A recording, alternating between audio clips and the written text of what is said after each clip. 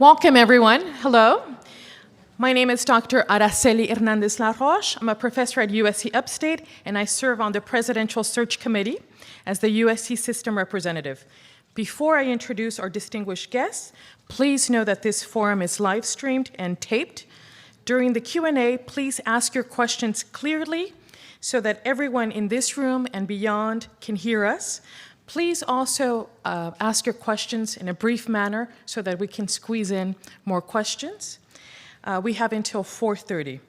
After the 30-minute presentation, please use the microphones or raise your hand and I can bring one of the mics to you. Just raise your hand.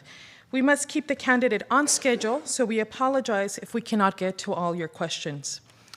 I would now like to introduce our presidential candidate. John Applegate is the Executive Vice President for University Academic Affairs at Indiana University, with responsibilities that span IU's 7 campuses and 100,000 students, with the aim of advancing IU's mission as the state's flagship public university. Applegate's diverse portfolio encompasses university-wide academic affairs, collaborative academic programs, online education, university student services and systems, and so much more. Please help me welcome John Applegate.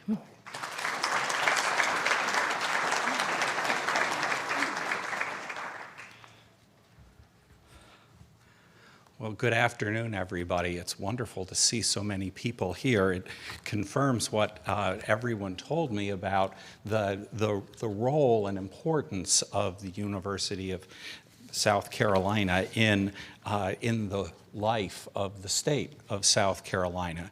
And I have to tell you, and I will probably tell you this more than once, that's one of the things that really draws me to this position, because I think that's a very exciting kind of place to be. I'm also excited again today for the second time to be in this library named for Senator Hollings, and thinking of his recent passing. He represented some aspects of our civic life that are very important for us to remember, and being a university to pass along. And so it's particularly meaningful to be in a room in a library named for him. I thought what I would do is begin by talking about my vision for a great public university. And I will probably spend most of my time talking about that because I hope that it gives you a sense of not only a path forward, as visions are supposed to, but also about the values that I would bring to the position. But first, I want to say a word about how I got to that. As you may have known or seen on my CV, I've spent a lot of time in my life at Indiana University working on strategic plans for various sizes and parts of the university.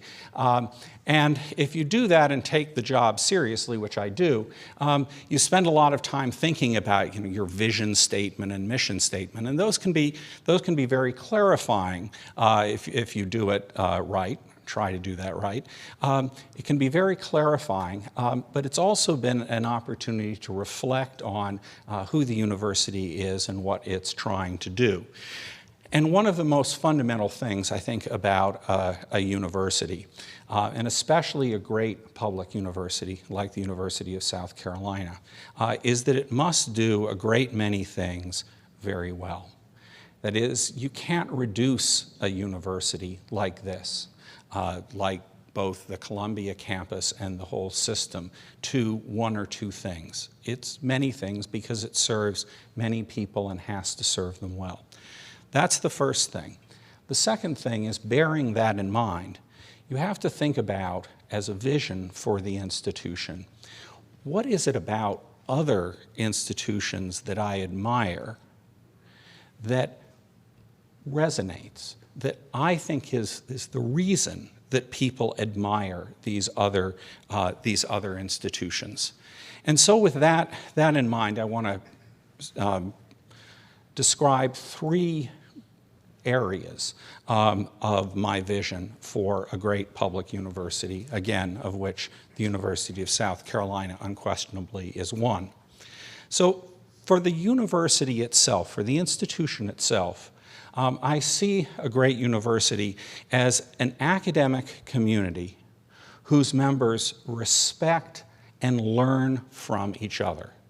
And as we may talk about more, I think those two things go absolutely together. Another aspect of it is that you want a university that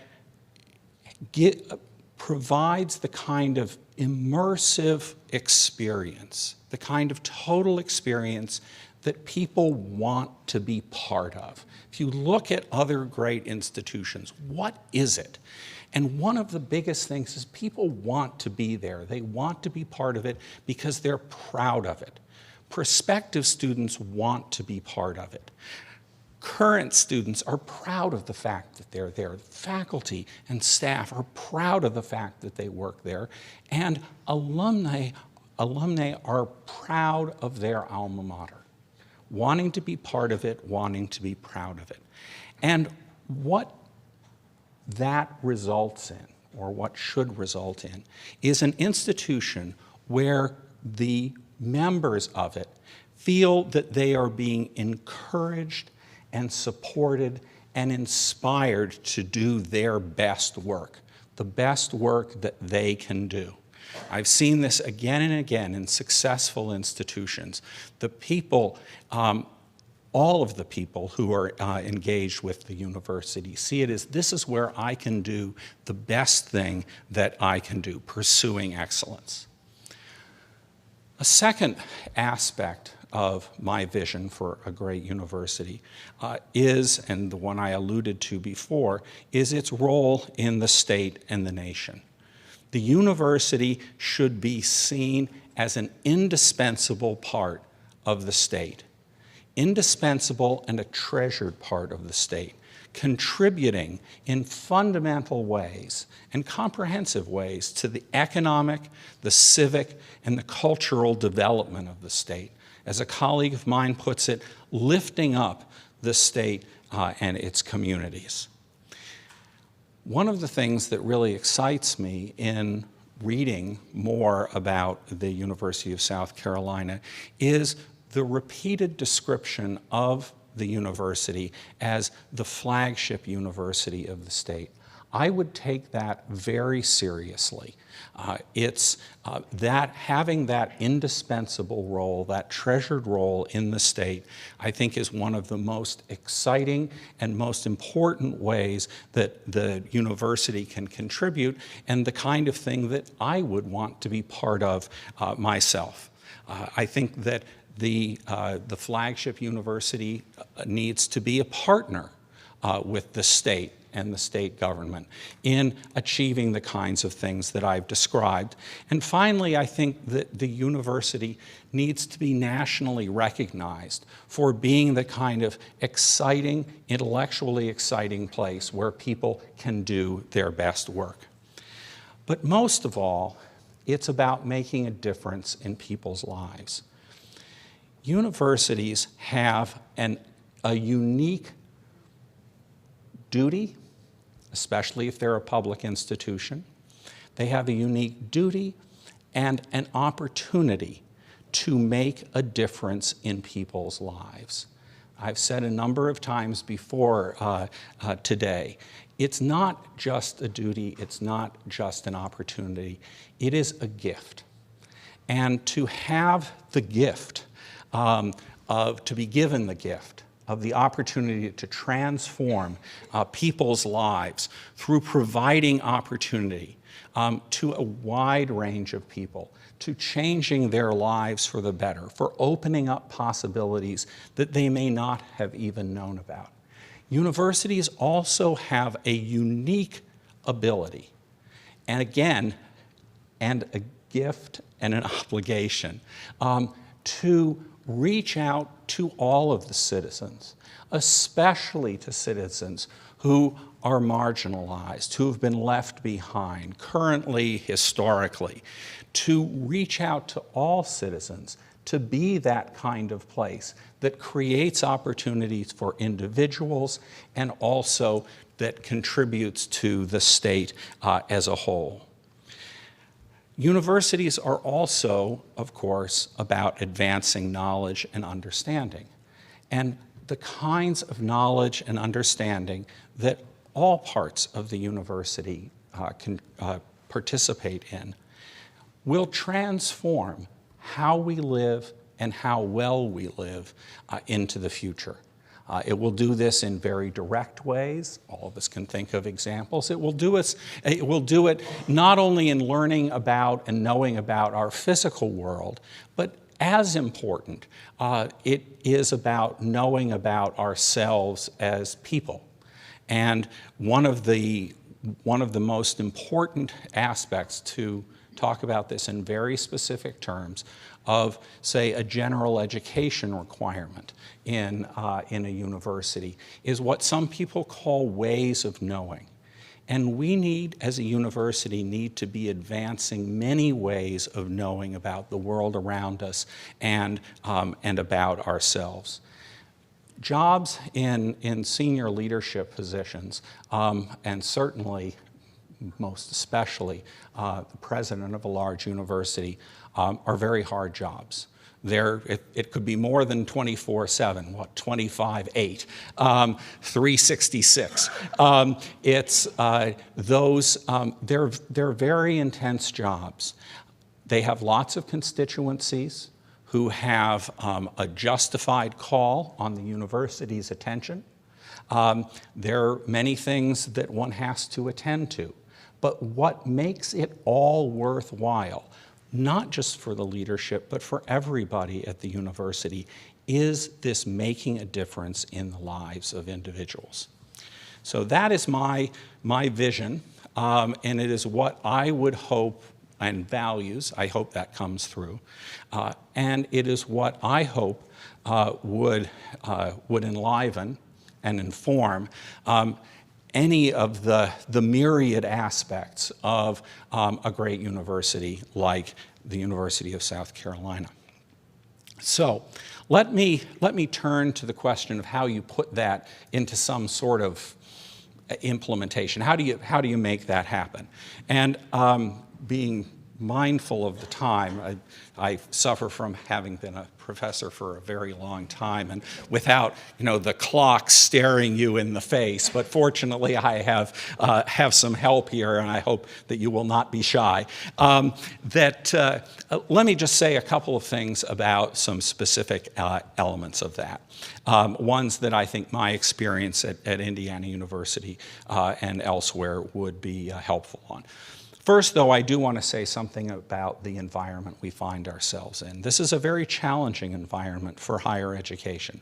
I think there is a high degree of skepticism, and I don't think it is sort of politically one side or another, as they say, of the value of higher education. I think all of us get tarred with the brush of terrible things that happen in one place or another. And I think that that universities need to do need to do the best job that we possibly can in communicating the broadest value that a university brings to the state and the communities where they reside. Too often, as I observe it, we're talking past each other. Universities are saying one thing, the public or state government is saying something else, when in fact we need to be talking with each other and understanding each other's perspectives. I see it as very much a partnership. We also know that funding for state universities across the country is a challenge.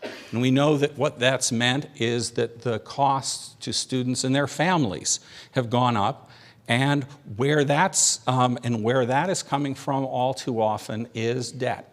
And we have debt loads. As I said to the student group, I don't think we know yet fully the impact of the large debt loads that many students are taking on, and we need to be leaders in addressing that. At Indiana University, we've had a leadership role. There's actually federal legislation modeled on some of the things that we've done at IU to make sure that incurring debt is something that is informed. Going into debt for college, for graduate programs can be a very good, very wise decision, but people need to know how much and how they're making their decisions about it. Again, a shared problem, one that I think that we can all work on collectively. I think another challenge for state universities is competition. That is, it used to be that public universities could see themselves as having, in effect, a captive audience. There are people who will come no matter what. I just don't think that's true anymore. Certainly, that's not been my experience with the growth of competition from other institutions like us, but also institutions not like us at all. Serving different parts of the population for different things. We need to make ourselves and be sure that people see us, going back to the vision, as an exciting place, an immersive experience, something people want to be part of.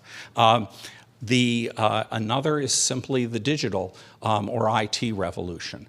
I think, again, it's too soon to tell how fundamental that change is going to be, how far it will go, but it's one of the aspects that we need to be addressing in everything, from how we invest in infrastructure and what kinds of infrastructure we invest in, and how we best reach our students inside and outside of the classroom.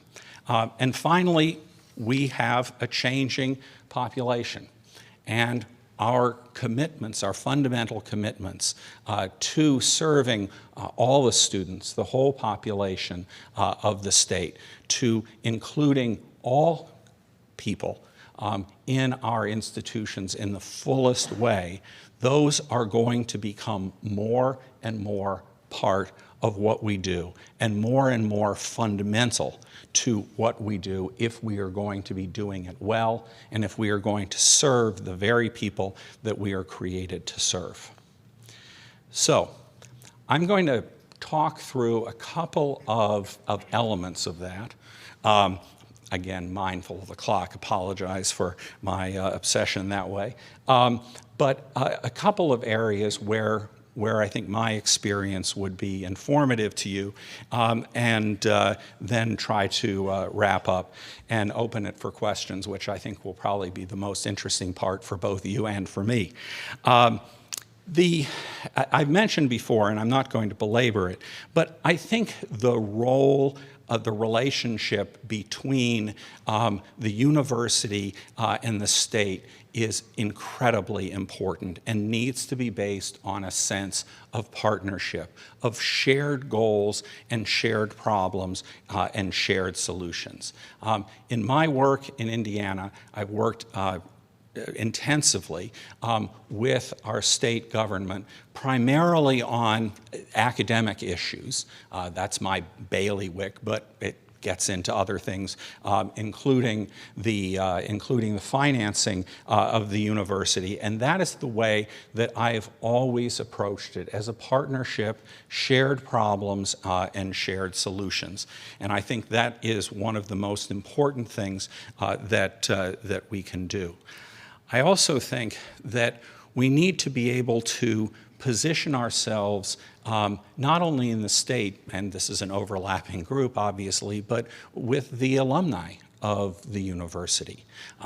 Increasingly, we have an opportunity to participate in the lifelong learning, in changing career paths of people who were our students and hopefully have our degrees, and how can we continue to support that? Nostalgia and traditions are really important. Symbols are really important. I have affection for my various alma maters that it's hard to describe. And I see that in the alums of, well, my fellow alums, but in the alums of Indiana University. I see this sense of being part of it and loving it. And some of it is just kind of nostalgia for the old days. But part of it is this sense that they have a network of people, a group that they share something. They shared an experience which has propelled them on in their lives. How can we keep that going? How can we support that? I think you talk about the digital revolution. We have opportunities there that we've not had in the past. I'll say also that in line with the coverage of the state, which I think is a tremendous advantage that the University of South Carolina has, and actually one of the things that's rather similar to the way Indiana University is structured, and so really caught my eye as I looked into this, is our ability to cover the state geographically in terms of the disciplines that we teach, in terms of different missions for different kinds of students. That's invaluable. That's been central to my own work at IU, because I'm kind of the system person, the person whose job it is to wake up every day and think about how the whole works together. And while it's a bit of a cliche that the whole should be greater than the sum of its parts, it's also true, and it needs to be true. Academic excellence, of course, has got to be the solid foundation of all of this. You can't be a great university unless you have academic excellence. And that, too, has been at the core of my academic affairs responsibilities. Indiana University awards a single degree, that is from Indiana University, no modifiers. And that means that we have to be very serious about the quality of the academic experience that leads to those degrees. And we are.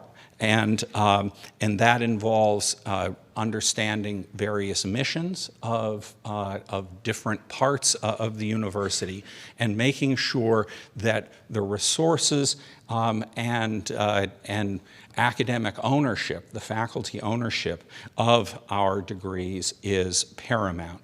We've also focused a great deal in my office on teaching excellence. I said before that respect within an academic community is very closely tied to learning from each other. You can't learn from people whom you don't respect. Well, I guess you can learn bad ideas from them, but you can't really learn from them. And they can't learn from you. And it really highlights the absolutely foundational role of inclusion in a great university. We have to be open, welcoming, and embracing people of many different backgrounds based on their race, their ethnicity, their religion, their perspectives and opinions, their life experience. This is a state I know that has very deep ties with the armed forces of the United States, and takes great and justified pride in that. These are individuals who bring remarkable life experiences, often at astonishingly young ages. That's another group that will add to our understanding and the advancement of knowledge and appreciation for each other in a true academic community. Age is another important aspect. One of the largest areas where I think that great universities are often leaving behind are adult learners. Adults learn in different ways, but more importantly in different situations. And we have to be attuned to that. Student life I've talked about the immersive experience. I do want to say a word or two about safety. It's a little unusual with someone with a title called University Academic Affairs should also be responsible for public safety for 100,000 students, give or take, but we don't want to take any of them. We obviously treasure them all. I think everybody in this country is aware of the tragedy that befell Samantha Josephson. I think those of us, maybe particularly with children, and maybe those of us who take Uber, feel like there but for the grace of God go I. I think in the area of public safety, one can never lose that feeling. While I have been responsible for public safety, we've had two particularly tragic murders on our Bloomington campus, and those need to strike at your heart. They need to strike at your heart because these are individuals who came to us with high hopes and did not make it to graduate. And that is a deep tragedy, and we need to do everything we can. Can we make campuses perfectly safe? Sadly, no. We live in an era of active shooters or needing to prepare for active shooters. We live in an era where we need to talk about sexual assault, something we didn't used to talk about even. We need to confront these issues directly and with energy. I feel that at IU we have done that with a whole range of programs, particularly involving the way we do campus policing, education, both of what things like consent are, and education about protecting yourselves. Always, always aware. And this has been made clear to me in various ways, and I love that it has, that we must not fall into the trap of blaming victims for the crimes that have been perpetrated against them. Say maybe two more things, and then I'll open it up for questions. I may even be a little early. Wow, a first. And I want to say something about athletics. I hear that you've got a team somewhere, it's got a name, and so on. No, I sort of my flippant answer is you're talking to someone who's a fan of Indiana basketball. I know from sports, but athletics is unique in the United States in its role in universities, and it's a profoundly important role in universities. For many people, it is the front door of the university. It's the way people get interested and engaged in the university. And I think that is something that we need to respect and appreciate. The effort. I've had the great good fortune of being on the Bloomington Faculty Athletics Committee for now 7, my math is, for 11 or so years, 12 years, and it's given me a window, incredible window into a Division I conference, power conference, I guess is the phrase, athletics program. And you cannot but be utterly impressed with the devotion that the students put into their sports and the devotion they give to excellence. And while there are many stories and critiques of intercollegiate athletics, as long as we are focused on the welfare of the student athletes and understand that pursuit of excellence and the self-discipline and the teamwork that is part of that pursuit of excellence, that is an important part of what we do. And it is an important way in which the university associates itself with the pursuit of excellence in ways that are perhaps more accessible, more immediate than some of the other ways. It goes both ways. An athletics department, and I had a very enjoyable conversation with the athletics director just a couple of hours ago. And it goes both ways. That is, the athletics department and athletics should be part of the university as well. It should be the integral part in both directions. So let me almost leave it at that. Well, I'll just say one other thing. This is, from the description, I think there are probably many members of the community here. I live in a college town that is close. That is, I live myself a couple blocks from campus. I'm very aware of the ways in which a large university, the kinds of effects that a large university has on a community. In my experience, both as a resident and as part of the university, I think they are overwhelmingly positive. Doesn't mean they're always positive and uniformly positive. Again, as I described with the state, I think the same thing is true with the community. It has to be about shared opportunities, shared problems, and shared solutions. In my own specific area of public safety, you can imagine, we have to work very closely with the police departments in all 7 communities where we have campuses. And each campus is a little bit different, some a lot bit different, from the other. And so the way that those interactions work is going to be different. But we have to be partners.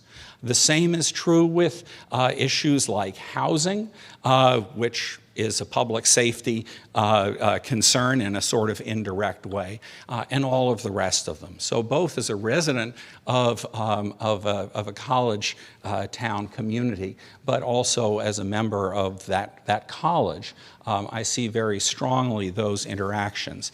And the goal, of course, is to find those areas of commonality so that we can understand how we can partner to make the university better and to make the community better.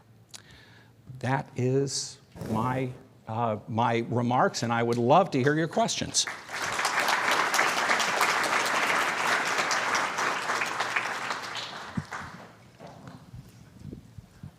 Thank you, and pardon me for not standing. My name is Ted Wachter. I have a master's and PhD from USC.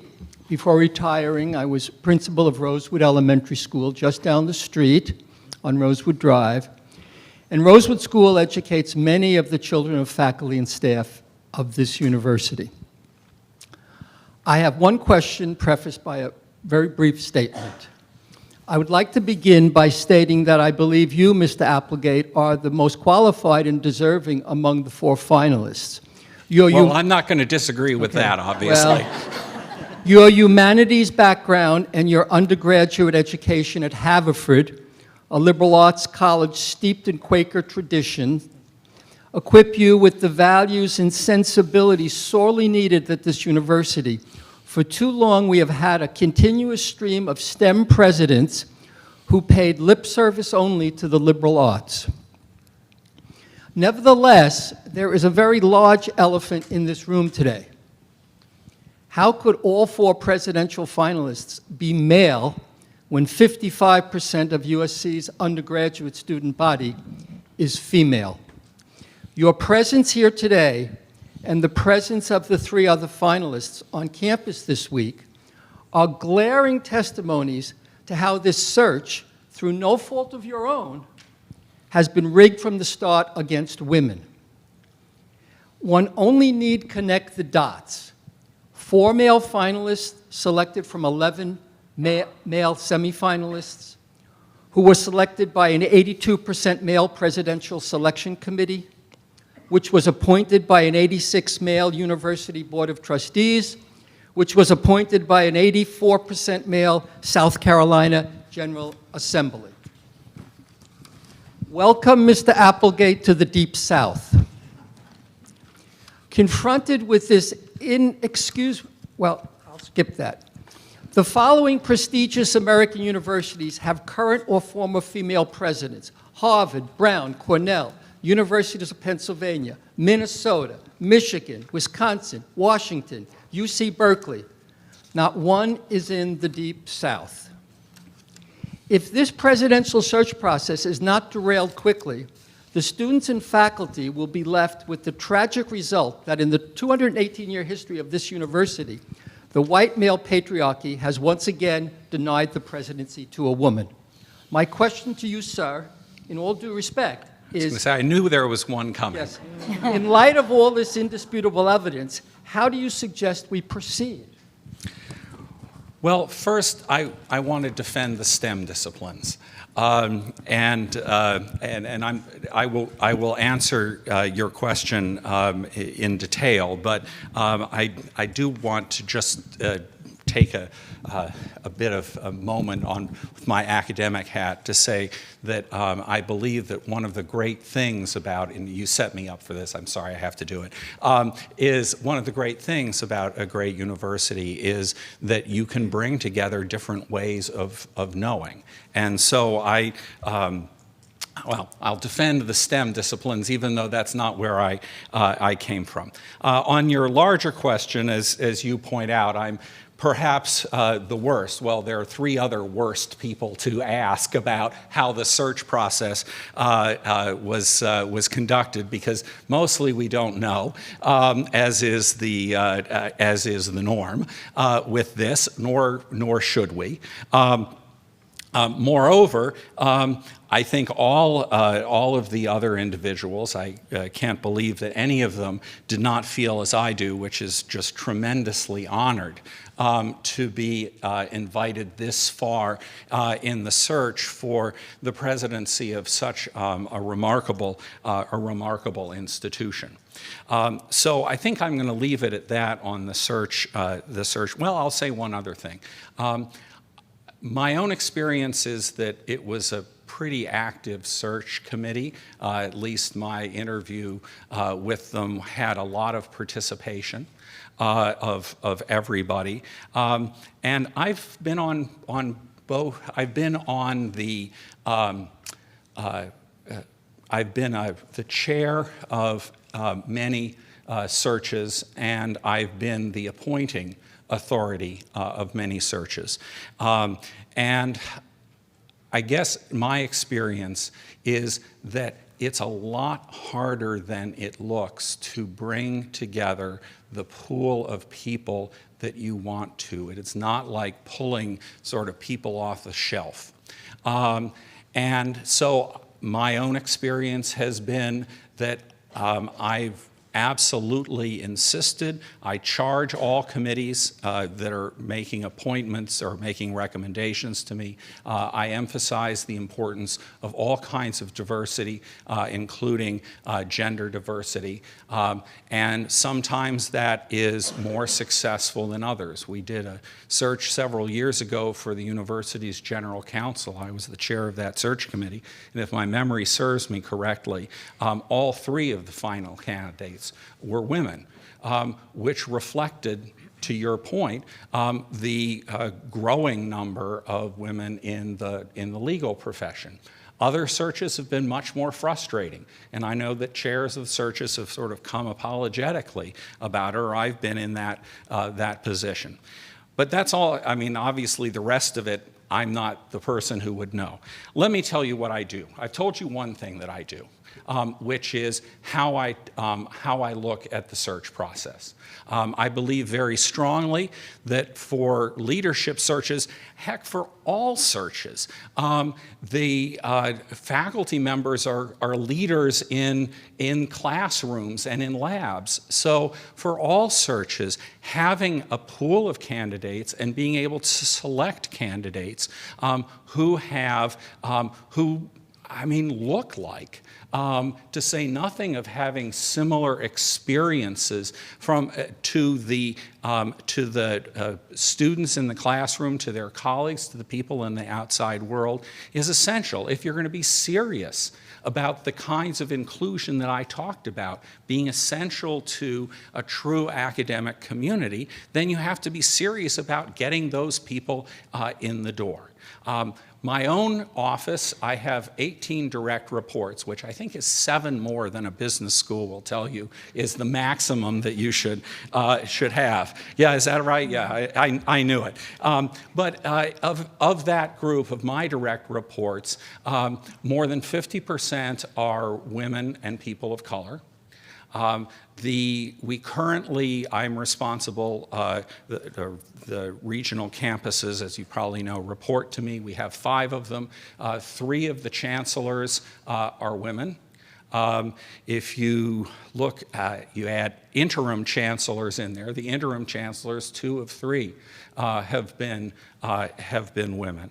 I'm very proud of what we have done in the IU Police Department. Policing is an area where having a police force that has some connection with the people whom they are serving is really, really important, both for positive reasons and for negative reasons, right?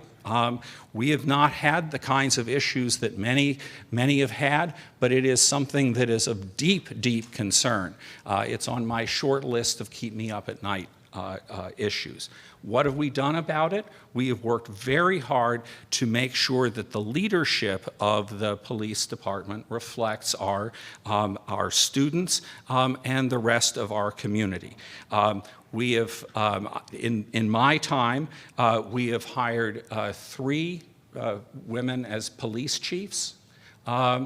We've hired 2 African Americans as police chiefs, so that's kind of cheating because it was the same person in different billets. So let's keep the math straight here. But a particularly talented gentleman who is now the deputy superintendent of the whole system and the chief diversity officer.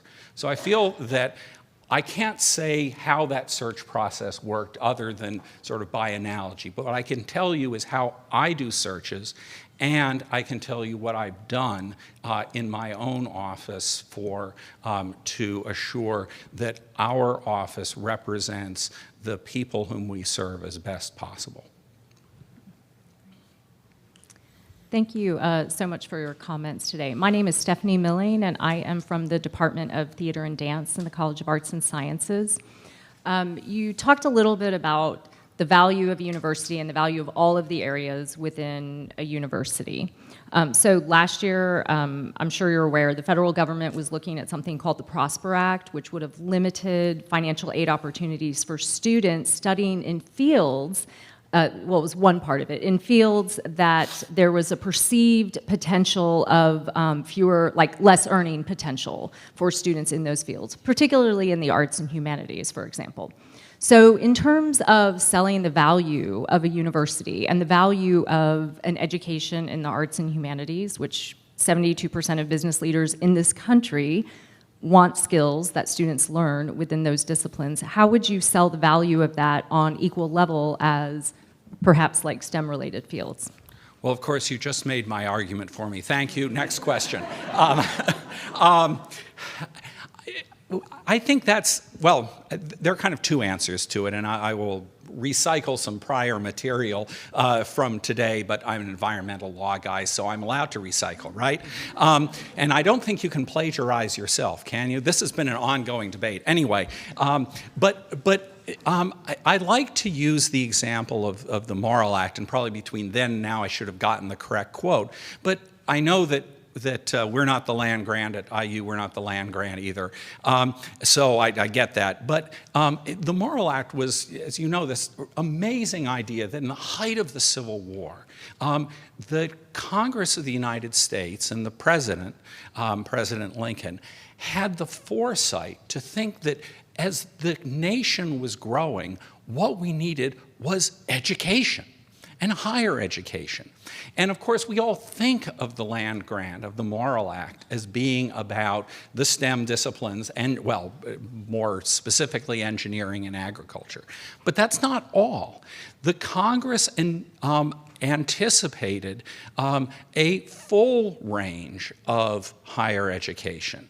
So from the beginnings, or from, not beginnings, early part, from 77 years into our republic, we know that we have valued as a public good that broad kind of education. So 2 more answers, and then I'll give someone else a shot. The other, also recycling my earlier material, is look at our alums. I mean, you don't have to look at broad facts like you're citing, correctly, by the way, but just look at our own alums. I mean, what the kinds of amazing things they're doing. I certainly know IU alumni body better. I mean, 500,000 people, I don't know them, individually or, as a group, I know them. But look at what the alums of our College of Arts and Sciences did. I just finished chairing the search for our College of Arts and Sciences in Bloomington, which was an amazingly wonderful experience. And in many ways learning about that. But you look at the alums of that college, and they're amazing. And I will bet you anything that the alums of the College of Arts and Sciences at South Carolina are also amazing. I mean, ours, of course, for now are more amazing, but in the future. Just had to say that, sorry. I think you should understand, I know the concept of institutional loyalty. And then the final one, and it sounds flippant, but it's not. I mean, when you talk about the arts, is there a larger segment of the economy? Is there? I mean, there are not many. I mean, one of the things that is often mocked is, graphic design or something. Everything is graphic design. When you talk about digital revolution, look at a website someday. Well, you look at websites all the time. Those are very carefully designed, not only by the knowledge from psychologists about how people think and understand, not only by the technologies that allow streaming videos, it's also by artists who know what looks fantastic, who knows what reaches us, who knows how to connect from one person to another. And, if the world needs anything, it's connection and deep connection. And I mean, the arts and humanities kind of do that. Yes, ma'am. You spoke a little bit about diversity, and I wanted to know, if you were elected president, how would you not only support but protect the LGBTQ community here at USC?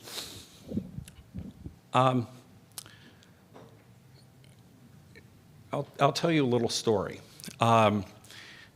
about one of my happiest, and I'd even say proudest moments. And it wasn't one that I intended. We were saying farewell to a treasured colleague who had been who had been in my office really from the beginning and done many of the things hand in hand. And she'd also served as one of the interim chancellors that I mentioned before. And as part of my remarks at her farewell thing, I sent out special greetings to her partner, to her wife. and who's a dear friend as well. And the story part of it is that there was a person in our public safety department who was a man who was married to another man, living in a fairly rural community, and who had kept this very, very quiet in his day-to-day job. He knew that the Indiana University is absolutely committed to non-discrimination and support. He knew that. But he felt uncomfortable about it. He felt that that was something that he just needed to keep to himself. And as a result of recognizing that relationship in a very public way as something that was valuable, as something that was the basis of affection, that was something as the base, like we do with other spouses, it permitted him to become very open about his love life. And I don't know, I probably shouldn't even be getting into such details, no names, but that just meant more to me than anything. And I think so much of what a president can do is that kind of communication. When we look at so many of the issues that we have to address, hateful speech, graffiti,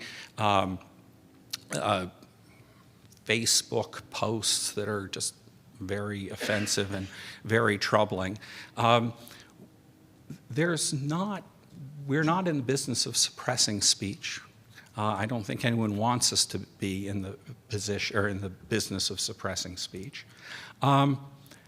Presidents don't hire every single individual in the university. They don't promote every single individual in the university. But what they can do is lead by example. There are certainly policies to have in place. I've looked with some interest at yours, and I think that as policies, at least, they seem quite strong, and every indication I have is that they are very sincerely meant, so that's part of it. But so much of it, so much of the job of a president is communication and leading by example. Hello. I'm Mark Cooper. I teach media history in the College of Arts and Sciences, and I'm also chair-elect of the Faculty Senate. I appreciated that you said that a university must do many things very well. I think that's absolutely true. A university can't do absolutely everything equally well. And so I want to ask you about the role of the faculty in setting priorities for a university. What should that role be? What have you seen in your experience that's effective for generating that kind of respect in the process of setting priorities? Very good question. One of the things that, one of the larger goals I've had throughout my time in university administration at IU, and really started with the woman I was describing to you previously, who was leaving, that I was describing to you previously, is thinking about us as one IU, and kind of trying to rebalance our sense of who we are as a whole university and embracing the whole state. And if you're going to go down that road, then it seemed to me you need partners. Same thing when we reorganized the regional campuses under my leadership. You need partners. The administration should not and cannot just do it. So with the university, we had a university faculty council that I think everybody would agree had become completely dysfunctional. When you go a year without getting a single quorum, I think we can agree on that. And certainly the council did. For the regional campuses, it was a whole new organization. So we needed to create something that would be the faculty voice, the faculty partnership. So I took the lead in getting both of those things to happen, and I was very pleased with the university. We needed to reorganize or rewrite the Constitution to make it work better. And when the president and the leaders of all the faculty councils wrote a single letter to the faculty of the university saying, these changes are important, we need them to be effective, when all of them got together, that was pretty great. And it showed a level of trust and respect that I think is essential, and partnership. One of the things, I guess the first thing I would say is you need to have robust institutions in place so that that can happen. I think another part of it is transparency and expertise. Having people who are on a budgetary affairs committee for multiple years, or who really come with an expertise and develop it, budgets and so on, when you're talking about making choices between things, it's not rocket science, right? What you need is experts in finance to help you understand the choices that you're making. And those are things that can be discussed, and I've said before, common problems, understanding common problems.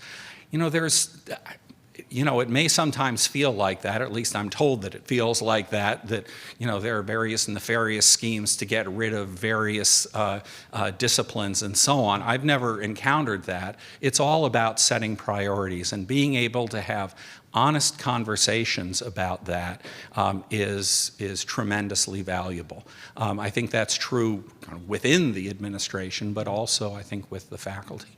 Thank you.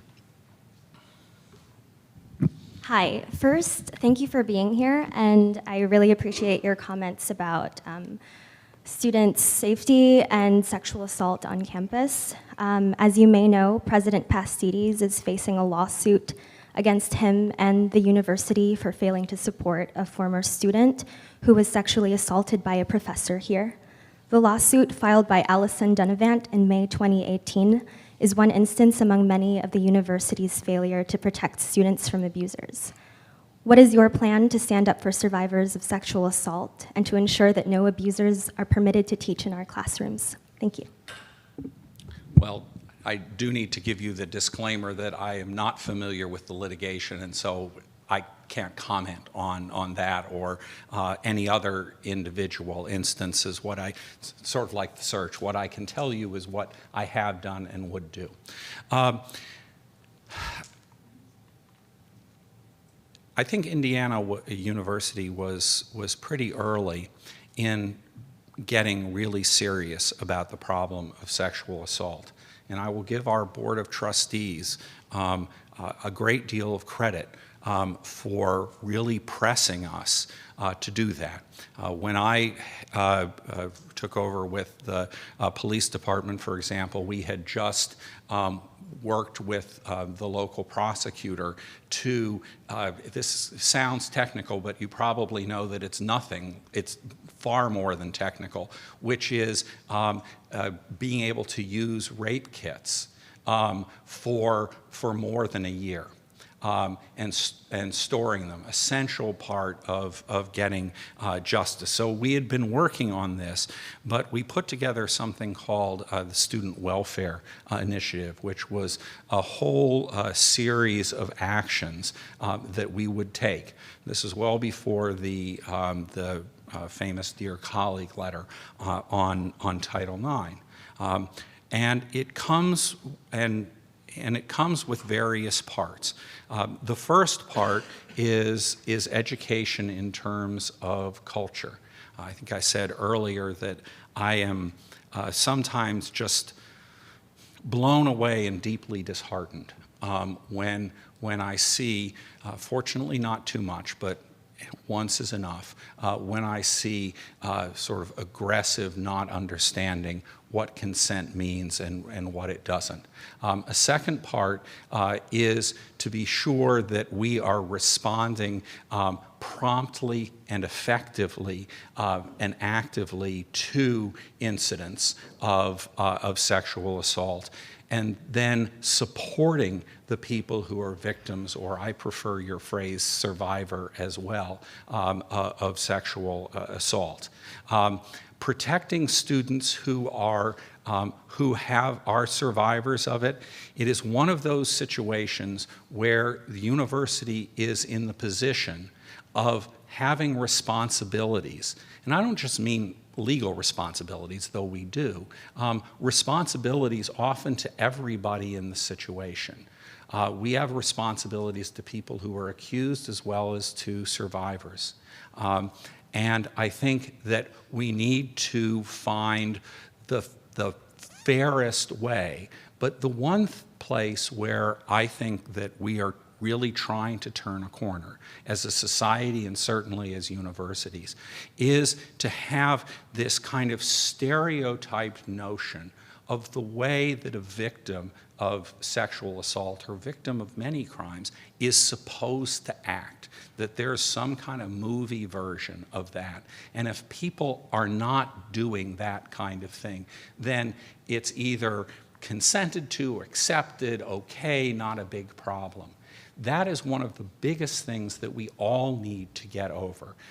And it's something that I know our Title IX office, with which I have many interactions, works on. And that office is part of our student welfare initiative, and one of the things that we've, that I'm very proud that we've spent so much time and effort trying to get it right. And I see that my time is up. Time for one more question, perhaps? Okay, I will follow direction here. Okay. Yes, ma'am. Thank you for your excellent presentation. I'm Dr. Lois Dick Whitaker, Professor Emerita of Political Science and holder of a PhD in philosophy from USC. I would first like to endorse Dr. Ted Wachter's comments reference a search, but I'm not going to belabor that.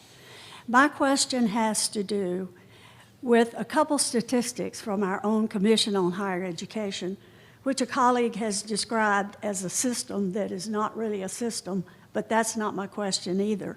According to their statistics... Leave it to a political scientist to have a system that's not really a system. According to their statistics, South Carolina, the University of South Carolina is #2 in the nation as far as tuition at a public higher education flagship university.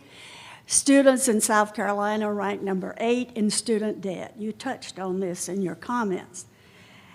My question to you, sir, has to do with your motivation. You mentioned that the university should be a very part of the state, lifting up the state. Why, with these statistics I just threw at you, would you want to come to the University of South Carolina, and in particular to the state of South Carolina? I'll answer you the way I answered a question about my eating preferences. The answer to the question was barbecue.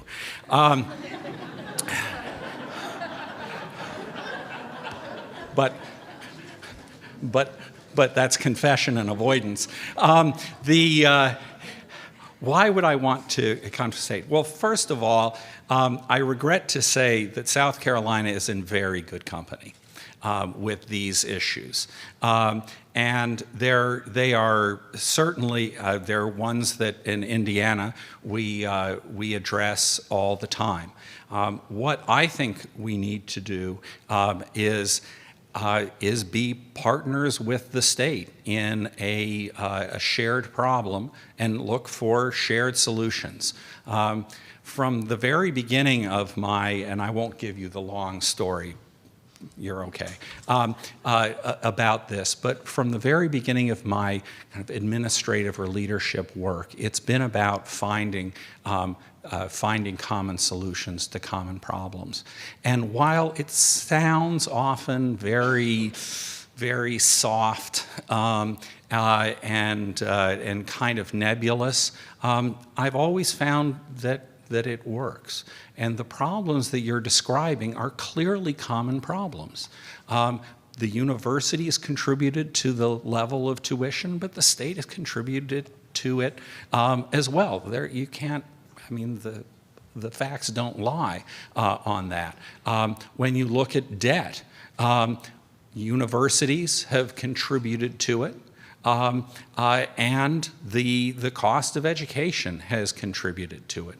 The debt and loans, I think, are things that we have more in our control, because I think way too much of the debt is, and we've certainly found it, I think I mentioned, did I mention that we have a 19% decrease in student debt under the programs we have at IU, almost all of which is not saying, no, you can't go into debt. It's saying, do you understand what this means? So that's why for me, those are challenging facts. Every institution has some set of challenging facts. And what is much more overwhelming in my own mind is the kind of institution, how the institution, what kind of institution it is inside itself, the idea of being what that people want to be part of, and the role that an institution can have in serving the public. And those things I think that the University of South Carolina has in abundance. Good afternoon, sir. I had one last question for you. Yes, please. I'm representing 44 student organizations and more than 125 faculty from the staff and faculty from the University of South Carolina Columbia campus, and we have one question. If you were selected as president, you would have a role in selecting the next provost of this university. If your committee only identified 11 candidates, all of them men, would you consider this an acceptable result, or would you demand more gender diversity? I think I would answer it by telling you the way I charge committees for positions like that, which is that diversity of all kinds is one of the fundamental jobs that they have. I think it would be unwise and unrealistic to set particular bars. As I said before, my own experience is that the pools of candidates for positions are not infinite, and you cannot create ones that don't exist. What you can do is emphasize that that is what I am looking for. And that if it's not a diverse pool, then I would need a very good understanding of how come that didn't happen. And I will tell you, I've had conversations as searches are ongoing where a search committee chair will be very frustrated about it. And I say, for example, take more time. Have you tried this? Have you tried that? What about the search firm? When we look for search firms, when I look for search firms, but I think my colleagues are the same way, one of the key things we ask about them is not only where they have been placing people and who they've been placing, but what about the diversity of the people who they've placed and about the pool? What will they do about it? That's a fundamental part of qualifying them. So I think that's probably the best answer I can give you. The provost is an enormously important position, and so one would expect the same thing. But I guess you're saying the same thing about the president, huh? Got it. Thank you so much, John Thank Applegate. you so much. Thank you, all of you. And thank you to our sign language interpreter. Thank you very much.